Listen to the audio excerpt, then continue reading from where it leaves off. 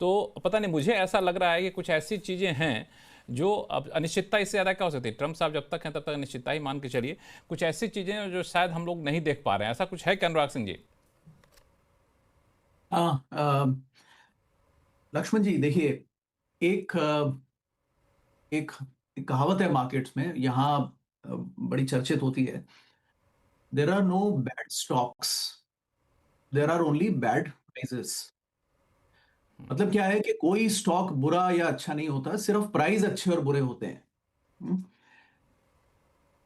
मैं कल एक डेटा देखा। देखिए, आपके चैनल पे करीब अब 4 एक साल से मैं आ रहा हूं। कई बार दर्शकों को लगता है कि हमेशा ही बेयरिश नजरिया होता है। देखिए, likewise I want to say there are no bad markets, only bad prices. और हर समय दौर आते हैं। मैं यूएस मार्केट्स में काफी बेयरिश था नवंबर 2023, और ट्विटर पे मैंने पोस्ट भी किया कि now I am turning bullish, 50% cash to 100% all in. नतीजा सही रहा है। इंडियन मार्केट्स में स्टेबल हूं, कॉशियस हूं, लेकिन अभी बहुत बुलिश फेज नहीं आया है। मैं सिर्फ कहना चाहता हूं, जब 4 साल हमें हुए हैं, मुझे करीब अक्टूबर 2021 से निफ्टी तब था। और मैंने तब एक डेटा जस्ट क्विकली कंपेयर किया, निफ्टी 50 या निफ्टी 500। तो निफ्टी था 18,300 पे और निफ्टी 500 था 15,400 पे। ये अक्टूबर पीक की बात है 2021 में। तकरीबन जैन तक भी इंडियन मार्केट वहीं पे वापस आ गया था। अब से 4 साल अभी, लक्ष्मण जी, निफ्टी का रिटर्न रहा है 8%, निफ्टी 500 का रिटर्न रहा है 10%। वो कितना है? तकरीबन हमारी नॉमिनल जीडीपी ग्रोथ के हिसाब से रहा है, राइट? उसमें इन्फ्लेशन भी शामिल होता है। कहने का मतलब ये है दैट रिगार्डलेस ऑफ 4 साल से मैं कॉशियस या बेरिश चल रहा हूं, तमाम एक्सपर्ट्स बुलिश चल रहे हैं, रिटर्न्स देखिए वही है जो नॉमिनल जीडीपी की ग्रोथ है, 8 से 10%। एक्स्ट्रा रिटर्न्स नहीं है।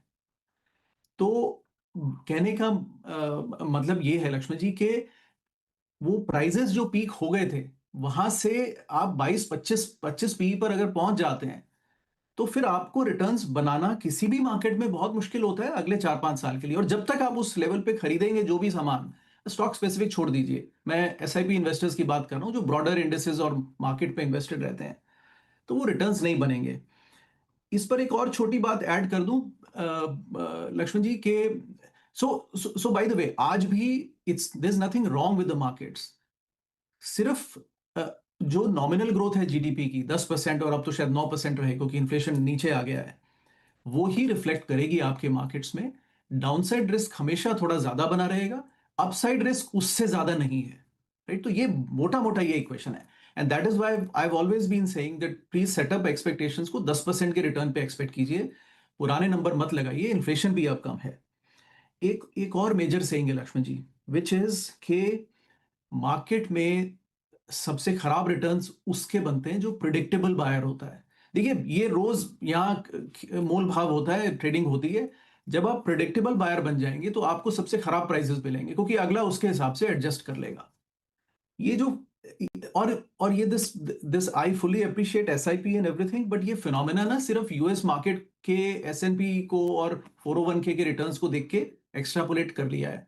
ये और किसी मार्केट में ग्लोबली पैन आउट नहीं हुआ है on a low inflation economy. India में जस्टिफाइड हो जाता है बिकॉज हाई इन्फ्लेशन इकोनॉमी है, तो वो रिटर्न तो ऊपर ही दिखेगा। क्योंकि साल 7 8% तो इन्फ्लेशन ऐड हो जाता था एटलीस्ट 90s में और 2000s में, राइट?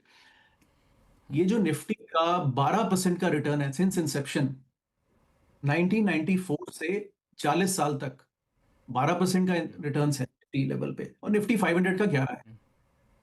इसमें आधे से ज्यादा, लक्ष्मण जी आपके चैनल पे पहली बार कह रहा हूं, आधे से ज्यादा इन्फ्लेशन है। मैंने एक रफ कैलकुलेशन किया 1994 से सीपीआई इंडेक्स को लेकर के, आधे से ज्यादा इसमें इन्फ्लेशन ही शामिल है इस 12 में।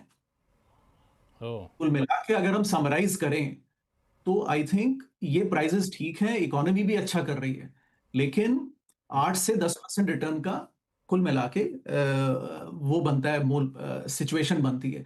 और बायर को कभी भी प्रिडिक्टेबल नहीं होना चाहिए। अगर आप बायर में एसआईपी फ्लो हमेशा हर महीने प्रिडिक्टेबल हो जाएगा, तो सेलर उसी हिसाब से प्लान करेगा। जो आपने अब शुरू में बात कही, मैं तो काफी समय से कह रहा हूं कि promoter and FIIs will continue to sell because they know कि बायर तो आ ही रहा है, वो प्राइस तो देख ही नहीं रहा है। भारतीय बाज़ारों के लिए सोमवार का दिन काफ़ी इम्पोर्टेंट रहता हुआ नज़र आएगा, क्योंकि जिस प्रकार की चीज़ें अभी भारतीय बाज़ारों में चलते हुए नज़र आ रही है वो एक अलग चीज़ें हैं।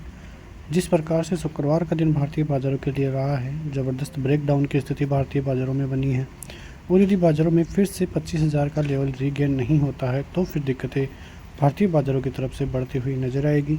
और यदि रीगेन हो गया 25,000 का लेवल तो आप समझना कि भारतीय बाज़ार ऑल टाइम हाई की तरफ इशारा करते हुए नज़र आ रहे हैं। भारतीय बाज़ार इस समय दोहरे मोड़ पे खड़े हुए हैं, और ये मोड़ भारतीय बाज़ारों को कहाँ पे लेके जाता है उस पर भी नज़रें बाज़ार की रहती हुई नज़र आएगी।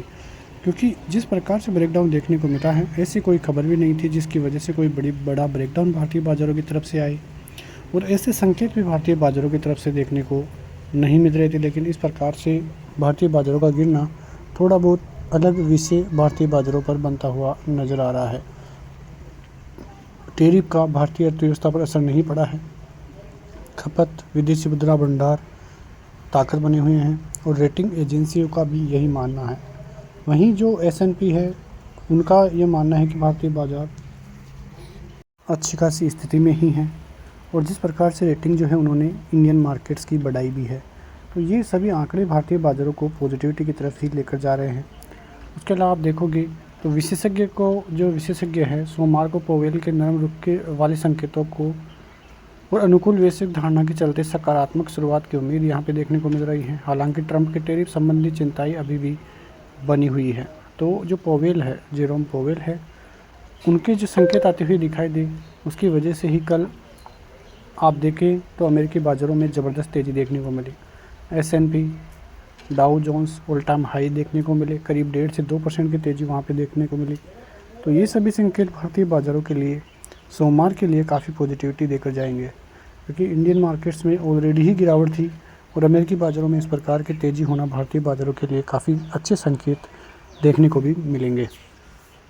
इंडियन मार्केट्स की बात करें तो 24,850 के ऊपर फ़िलहाल क्लोजिंग देखने को मिली थी, और करीब 213 पॉइंट की तेज़ी निफ्टी में, और 600 पॉइंट की गिरावट बैंक निफ्टी में, और 213 पॉइंट की गिरावट निफ्टी में देखने को मिली थी। तो ये गिरावट भारतीय बाज़ारों के लिए थोड़ा चिंता का विषय ज़रूर था, लेकिन आने वाले दिनों में हालात सुधरते हुए नज़र आएंगे, और मार्केट किस दिशा में जाएगा वो एक अलग ही जो है चीज़ देखने को मिलेगी।